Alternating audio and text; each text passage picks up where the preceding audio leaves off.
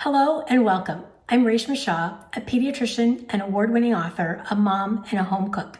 And today I'm excited to share my twist on a favorite Chinese American dish by turning it from an appetizer to a complete meal. It's egg roll in a bowl. I'm also going to share 3 tips that I found make cooking more efficient and enjoyable so that you can set yourself up for success in the kitchen.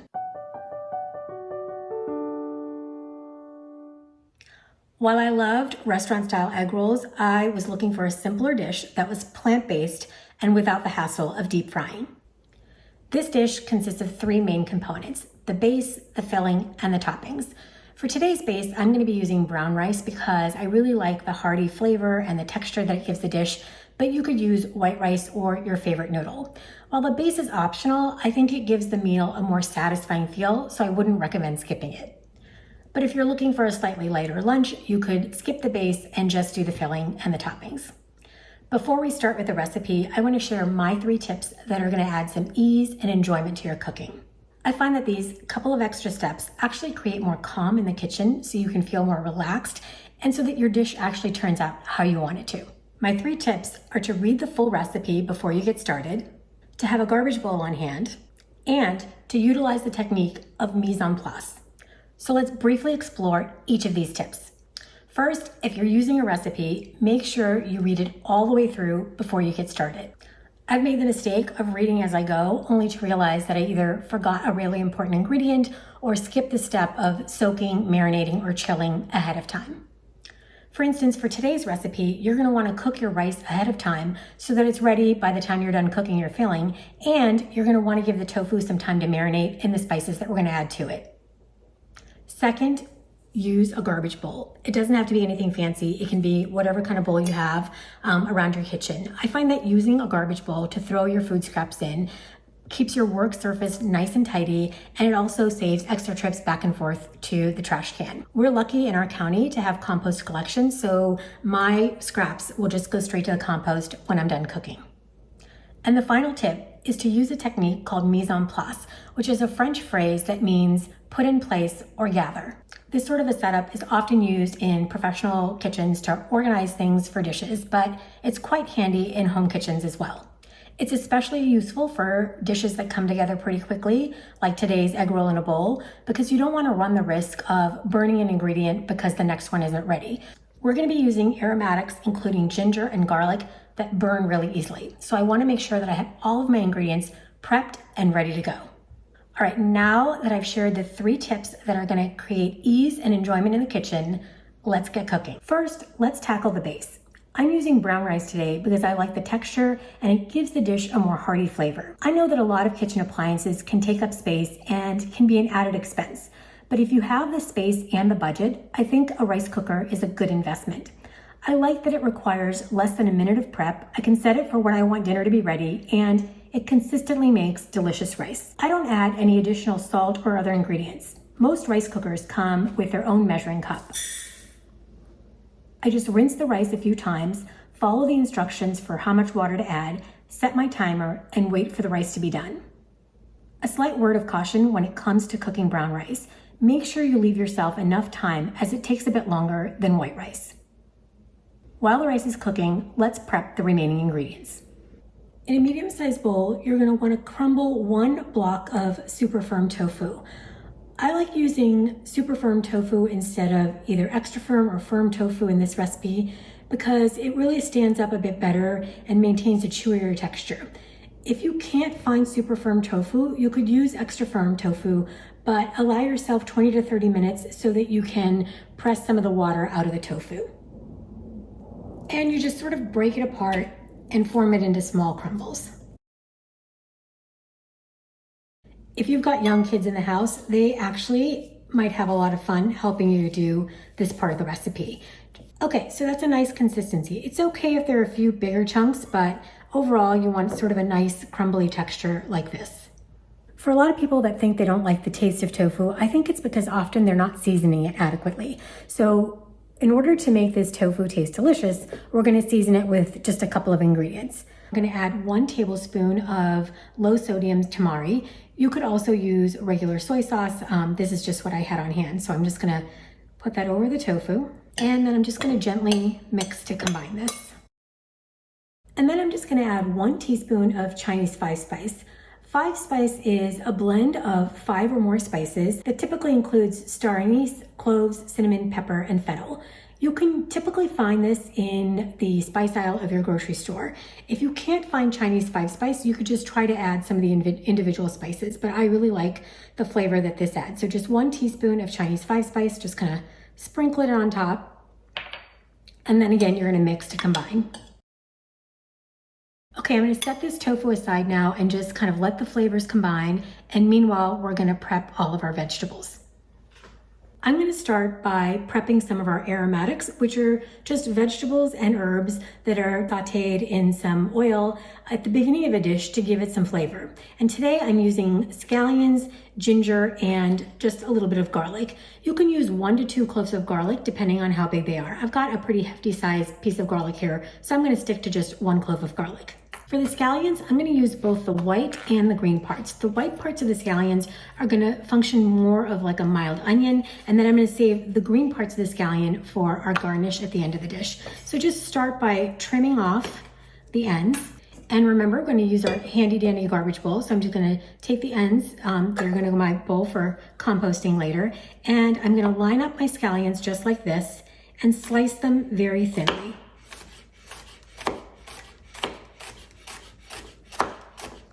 And you're gonna keep slicing until you get firmly into the green parts of the scallion. Okay, so now I'm kind of at the green part. So I'm gonna place the whites of my scallion into a little bowl. And then I'm gonna cut the green parts of the scallions.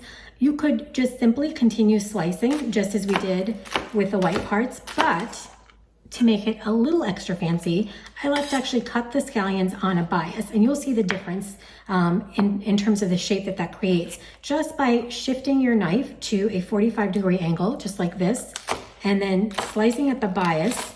It creates these really pretty slices of scallion that I think look really pretty on top of the dish.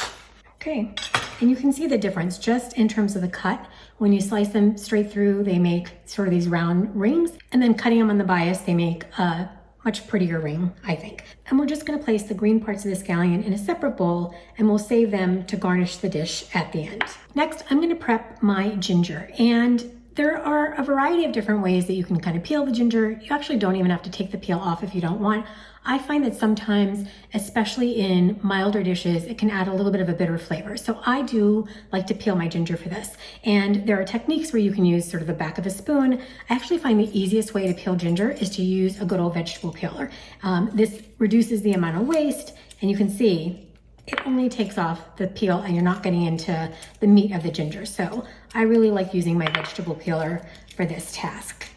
It doesn't have to be perfect. If there's a little bit of brown, it's perfectly fine, but you want to get most of the peel off. And the way that I like to mince my ginger is I first just slice the ginger into thin slices. And then once you've got your ginger sliced into these thin slices, you're just gonna kind of stack them together and cut them into small matchstick size pieces. This is about 1 inch of ginger that I'm using for this recipe. If you like your dishes really heavy on the ginger, feel free to use more. And if you've got people in the family that don't enjoy ginger as much, you can definitely use less, but I wouldn't leave it out altogether because I do love the flavor. So once you've got it cut into these sort of matchstick size pieces, you're gonna line up the matchsticks and then you're just gonna slice through them to create a mince. And for my taste, it's still a little on the chunky side. I want it into a finer mince, and so I'm just gonna use my knife and move through the ginger to get it into a fine mince. And you wanna basically put the tip of your knife down here, hold it with one hand, and then just kind of mince through just like that. And then bring them together and keep going until you get it to the size that you want it. All right, I think that's a fine enough mince. When it comes to mise en place, it can seem like you have a lot of extra containers and bowls. I typically use dishwasher safe stuff, so everything can go in the dishwasher. But if you're adding ingredients that are going in at the same time, you can actually put them in the same bowl. So my scallions, my ginger, and my garlic are going in at the same time. So I'm gonna use the same bowl. I'm gonna put my ginger right on top of my scallions. I'm not gonna worry too much here about cleaning up my board. And then I'm gonna mince my clove of garlic. So the best way I found to sort of peel garlic is you wanna trim off this sort of end part of a garlic, just like that. And then place your knife on top of the garlic and just gently smash it. And what that does is it releases the skin and it comes off really easily. So there's your garlic. And the same thing, you're gonna, just as with the ginger, you're gonna kind of slice it. Then we'll kind of put it together, form little matchsticks, and mince our garlic. In goes the garlic with my ginger and the whites of my scallions.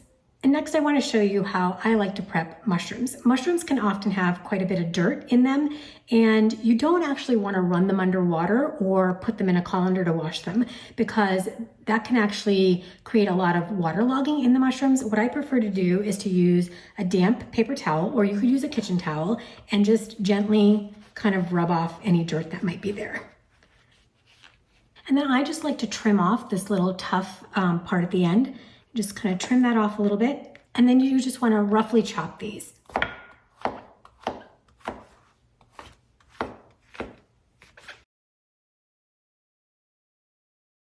And you can see, because I'm doing my mise en place, I've got a nice work area that's not crowded with a lot of other ingredients. Next, I have a cup of shredded carrots. You could certainly shred the carrots on your own, but just for ease and convenience, I bought carrots that were pre-shredded. And now on to what I consider to be the star ingredient of this dish, which is a small head of cabbage. To prep the cabbage, I peeled off the outer layers and gave it a quick rinse. And now I'm just gonna start by trimming off the end of the cabbage right here. Creating this sort of flat surface makes it so that your cabbage isn't gonna roll around when you try to cut it. So put the cabbage down, hold it, and then you're just gonna slice through it halfway.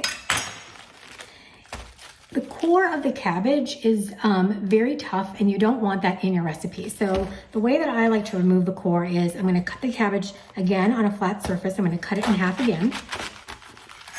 And then basically all you do is you, at an angle, cut out the core. And so that's what it's going to look like. And you're just going to do that with each half and then with each quarter of the cabbage.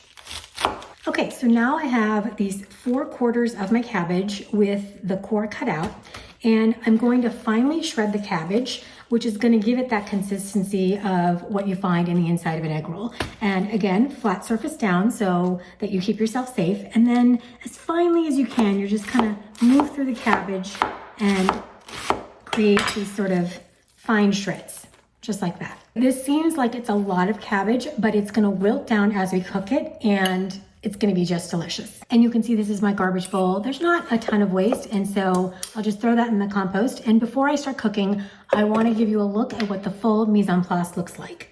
So you can see these are all of my ingredients. I've got the tofu that we seasoned with the Chinese 5-spice and tamari, my shredded carrots, the cabbage, aromatics of the white parts of the scallions, ginger, garlic, mushrooms, and then a few additional ingredients that I have is about a half to a quarter teaspoon of white pepper, depending on how peppery you like it.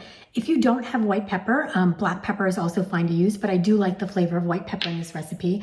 I also have an additional tablespoon of tamari, as well as a teaspoon of toasted sesame oil. And now we're ready to cook our filling for our egg roll bowls. So to make the filling for this dish, we're gonna warm a saute pan over medium heat. I like using a pan that's got enough of an edge so that it can hold all the vegetables and they don't spill out. So we're just gonna let this warm up over medium heat, and I'm gonna add a little bit of olive oil, just a couple teaspoons or so, and let the olive oil warm up. Once the oil has warmed a bit, you're gonna add your tofu that we marinated with the 5-spice and the tamari right to the skillet. And you're gonna saute this for about 5 to 10 minutes until it's just lightly brown and warm through. Save the bowl, because once the tofu's done cooking through, we're gonna put it back in this bowl and bring it back after the vegetables have been cooked. Sometimes the tofu can stick to the edges of the pan, so if you prefer to use a non-stick skillet, that would also work. And I think one of the keys to not having the tofu stick too much is to not have the heat on too high. Just medium is fine for this. And you can see that my tofu is sticking a little bit, but I'm not too bothered by it. It should clean up in the wash nice and easy. Okay, I'm gonna turn the heat off. You can see that the tofu is cooked through, and I'm gonna put it back in the bowl that we had the tofu marinating in and make room for my vegetables. And then you're gonna return the skillet to the stove. You could wash this out in between if you wanted to, but I think it's fine. It doesn't bother me too much. And I'm gonna put it on medium heat again, and another teaspoon or so of olive oil. And this will really help to bring out the flavor of our aromatics. So I'll let the olive oil warm through. Okay, now I'm gonna add the whites of my scallions, my ginger and garlic. And you wanna saute this for just about a minute or so. You don't want the garlic or the ginger to burn. And really what you're trying to do is to release the flavors of the aromatics in the oil. I usually say that once you can start smelling these aromatics, especially the ginger, then it's probably been enough time. And between the 5 spice that we have in the tofu and the ginger and the scallions, it's already smelling so amazingly delicious. When you're sauteing vegetables, you always want to add the vegetables that take longer to cook first. In this case, our mushrooms are going to take a little bit longer than our cabbage. It's going to wilt down pretty quickly. And so now that the scallions and ginger and garlic have had some time to release their flavor, I'm going to add the mushrooms. I'm also going to add another tablespoon of tamari, and this will really help to flavor the mushrooms. And you just want to saute the mushrooms until they've wilted down a bit. And even at this stage, the mushrooms look amazing. If you actually wanted a quick and easy side dish, you could stop right here. Just the sauteed ginger, garlic, scallions, and a little tamari with the mushrooms makes a terrific side dish. Next, I'm going to add my shredded carrot. You can see how quickly this is coming together, and it really makes the mise en place an essential tool for recipes that cook really quickly like this. And then finally, I'll add all of my shredded cabbage, and you're going to see that this is going to wilt down nicely. As the cabbage begins to cook down, you can stir it in with the rest of the vegetables. I'm going to sprinkle in my white pepper. All right, I think cabbage needs another few more minutes to wilt down, but in the meantime, I want to give it a quick taste to make sure that it has enough seasoning.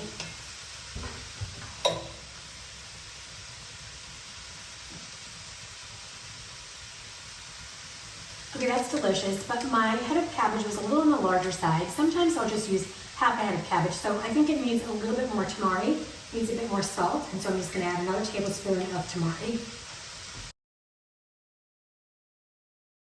And you can see the cabbage has wilted down nicely. I'm going to give it another little taste, and it's just perfect. So now we're ready to put our tofu back in with the vegetable mixture. The reason that I like to take the tofu out before I saute the vegetables is, one, because you don't want the tofu to turn too mushy with all the mixing. And the other reason is it really gives the vegetables some space to cook through. Finish it off, I'm going to drizzle in just a teaspoon of toasted sesame oil. I think it adds a nice flavor to the end. We're going to mix it to combine, and that's pretty much it. The dish is done. You can see how quickly it came together. And now we're just going to plate it and garnish it and give it a taste. All right, let's plate the dish and give it a try. I've got my rice ready in the rice cooker, and I'm just going to put a little bit of the rice at the bottom of the bowl. And then I'm going to take some of this amazing, delicious looking filling and just spoon it right on top of the rice. And now we're going to finish off the dish with just a few garnishes. I've got the sliced scallions that we set aside from earlier. I've also got 1 tablespoon of toasted sesame seeds and some crispy wonton strips. You can usually find these at your local grocery store, but if you can't find wonton strips or you don't have them, some crushed peanuts would also work quite well. So we'll just top it with a few of the crispy wontons. It gives it a little crunchy texture and also gives that reminiscent feeling of an egg roll with a few sprinklings of toasted sesame seeds and our scallions. And there you have it, our finished dish. This looks amazing and I can't wait to give it a try. I think that the rice and the tofu add heartiness so that it's a really satisfying meal. It's full of vegetables and the aromatics The ginger, the scallions, the garlic just adds so much flavor. And the spices too, the Chinese 5-spice. If you haven't given it a try, I highly recommend it. And then the garnishes just, in my mind, take it over the edge with a little bit of crunch, a little bit of added extra flavor.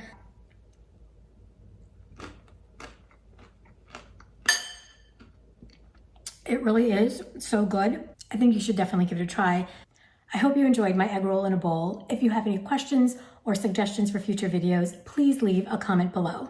If you'd like to see more videos featuring delicious plant-based recipes, as well as nutrition and cooking tips, make sure to like and subscribe. See you next time.